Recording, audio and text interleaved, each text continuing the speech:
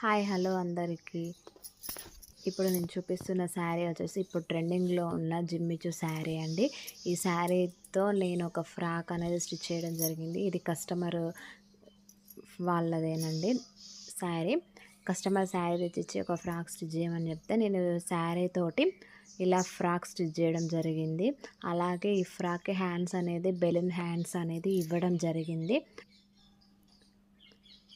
అలాగే వీటికి వెనక నాడాలు కట్టుకోవడానికి, నడుం దగ్గర నాడాలు కట్టుకోవడానికి డోరీస్ అంటారు కదండీ, అవి కూడా స్టిచ్ చేయడం జరిగింది.